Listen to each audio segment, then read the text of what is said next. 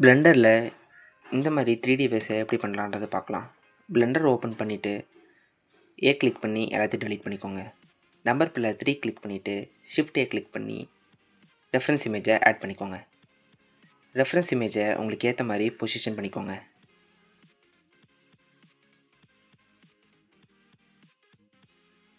திருப்பி ஷிஃப்ட்டை கிளிக் பண்ணி மெஷ்ஷில் க்யூபை செலக்ட் பண்ணிக்கோங்க. டேப் பட்டனை கிளிக் பண்ணி எடிட் மோடுக்கு ஸ்விட்ச் பண்ணதுக்கப்புறம் க்யூபை மொத்தமாக செலக்ட் பண்ணிவிட்டு கிளிக் பண்ணி எல்லா வெர்டெக்ஸையும் சென்டருக்கு மெர்ஜ் பண்ணிக்கோங்க. க்ரியேட் ஆன வெர்டெக்ஸை ரெஃபரன்ஸ் இமேஜோட அவுட்லைனில் எக்ஸ்க்ளூட் பண்ணுங்கள்.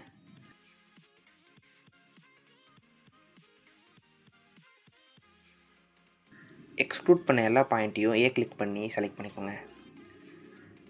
சைடில் இருக்கிற ஸ்பின் டூலை கிளிக் பண்ணி டாப் வியூக்கு போய்க்கோங்க. செக்மெண்ட்ஸை 40 வச்சுக்கோங்க, ஆங்கிளை 360 வச்சுக்கோங்க. எடிட் மோட்லேருந்து டேப் கிளிக் பண்ணி ஆப்ஜெக்ட் மோடுக்கு ஸ்விட்ச் பண்ணிக்கோங்க.